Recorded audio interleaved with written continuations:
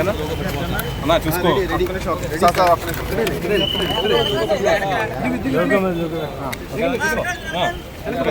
బయట పెట్టి మన లోగో రెడీ సార్. గన్నవరం మాజీ శాసనసభ్యుడు రాత్రి నుంచి కూడా పాత్రికేయ ప్రపంచం మీరే సాక్ష్యంగా చూస్తున్నారు. నిన్న రాత్రి ఆయన భార్య లేకపోతే మాలాంటి స్నేహితులు పార్టీ కార్యకర్తల కంటే కూడా ముందుగా వంశీ దగ్గరకు చేరుకున్నది, వంశీ పరిస్థితిని బయటికి చెప్పింది కూడా మీడియా ప్రపంచం. ఈ రోజు కూడా ఇక్కడ హాస్పిటల్ దగ్గర జరిగిన సంతంతా కూడా మీరే చూశారు.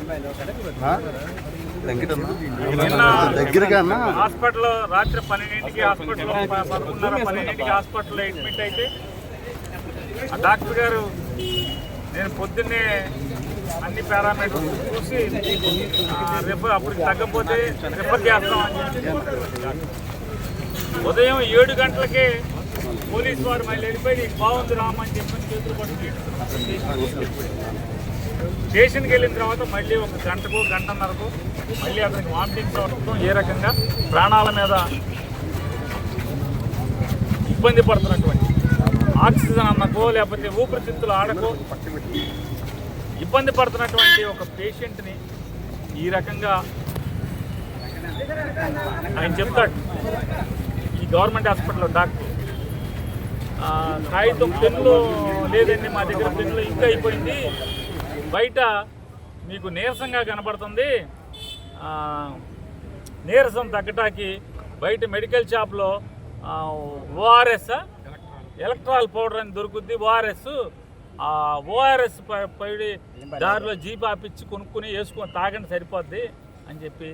అంటే విజయవాడ ఈ గవర్నమెంట్ హాస్పిటల్లో అంటే రాష్ట్ర రాజధానిలో ఉన్న ఈ హాస్పిటల్లో ప్రాణాల మీద ఒక మాజీ శాసనసభ్యుడిని ఇక్కడికి తీసుకొస్తే ఏంటయ్యా అంటే ఎలక్ట్రాల్ పౌడర్ దారిలో కొనుక్కోమని. వీళ్ళ దిక్కుమాలిన బొత్తుకి ఈ ప్రభుత్వానికి ఓఆర్ఎస్ ప్యాకెట్ కూడా ఇక్కడ లేదనమాట. కనీసం వాడు సప్లై చేయాలి కదా ఎదవా, ఓఆర్ఎస్ ప్యాకెట్ కొనుక్కోమని చెప్తాడు.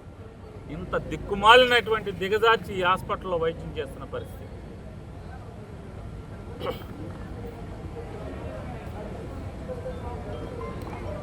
అంటే ఒక్కొక్కడి చావుకి లేకపోతే ఒక్కొక్కడి పతనానికి ఒక కారణం అవుతుంది.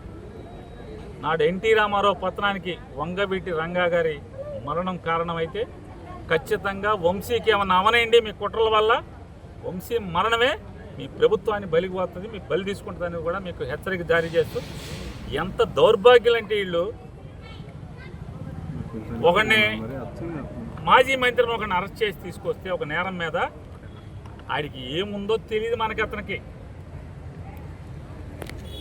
ఫైల్స్ ఉంది వెంటనే వచ్చేయాలి మాకు ప్రాణం పోతుంది. ఫైల్స్కి ప్రాణం పోతాం ఏంటి? లబలబలు ఆడిపోయారు రాష్ట్రంలో ఉన్నటువంటి చంద్రబాబు దగ్గర నుంచి మొత్తం అంతా కూడా. ఫైల్స్కి తెచ్చి రమేష్ హాస్పిటల్లో వైద్యం కావాలంట. ఇతనికేమో ఊపిరాట్లేదు, ఊపిరితిత్తుల్లో సమస్య ఉందని చెప్పి చెప్పుకుంటా రోజు కోర్టు తీర్పు మీదకు రోజు రాత్రిపూట జైలు సెల్లులో ఆక్సిజన్ పెట్టుకునేటువంటి పరిస్థితి, సిపిఆర్ మిషన్ పెట్టుకుని అతను రోజులు గడుపుతున్న పరిస్థితి ఉంటే అంటే ఒక్కరోజు ఆ ఎవకో వీళ్ళ తరపున పనిచేస్తే మాత్రం ఫైల్స్ ఉన్నాయని చెప్పి ఇప్పుడు ఫైల్స్ ఆపరేషన్ చేయించుకుంటే ఫైల్స్ ఆపరేషన్ అయింది చచ్చిపోతాడు. ఫైల్స్ ఆపరేషన్ అయితే చచ్చిపోతాడు. ఏంటి ఆ కేసు వంశీ మీద కేసే అంటే చంద్రబాబును ముఖ్యమంత్రిగా ఉన్నప్పుడు వల్లభనేని వంశీ తెలుగుదేశం పార్టీ ఎమ్మెల్యేగా ఉండి దొంగ పట్టాలు పంచిపెట్టాడు అనేటువంటి అభియోగం అంట. మరి ఆ ప్రభుత్వాన్ని నడిపిన ముద్దాయి చేయిద్దా? అప్పుడున్న రెవెన్యూ మినిస్టర్ని ముద్దాయి చేయిద్దా? తప్పుడు ప్రభుత్వం మీదే కదా. మీరు ఏవేదైతే వాళ్ళ వంశీ మీద అభియోగం చేస్తున్నారో దొంగ పట్టాలు పుట్టించి పట్టాలు పంచిపెట్టాడు తెలుగుదేశం ప్రభుత్వంలో అని చెప్పాను, దానికి కారణం మీరే కదా. మరి మీరు ముద్దాయిలు అవరా? తండ్రి కొడుకులు ముద్దాయిలు అవరా? కాబట్టి మీ ఏపోడు అంటే మీ జెండా మోస్తే ఏ పాపాలు చేసినా పర్లేదు. మీ జెండా మోస్తే పాపాలు చేసిన వాడికి 10 రోజుల క్రితం ఫైల్స్ ఆపరేషన్ అయితే అది ప్రాణం పోతుంది. వంశీకి మాత్రం ఊపిరితిత్తులు ఇబ్బంది ఉన్నా కూడా ఇక్కడ వైద్యం ఇవ్వకూడదు. ఇటువంటి దుర్మార్గ పోకడలు ఈ ప్రభుత్వంలో జరుగుతున్నాయి. దేన్నైనా వైఎస్ఆర్ కాంగ్రెస్ పార్టీ జెండా మోసేవాడు. నిన్న ఒకరిని చూసాం మనం దాచేపల్లిలో. పశువు కంటే హీనంగా భాస్కర్ రావు అనే ఒకడు తెలుగుదేశం వాడి కారు వేసుకొచ్చి మఫ్టీ బట్టల్లో ఎక్కించుకెళ్ళి ఏ రకంగా కొట్టారో మొత్తం ప్రపంచం అంతా చూసింది.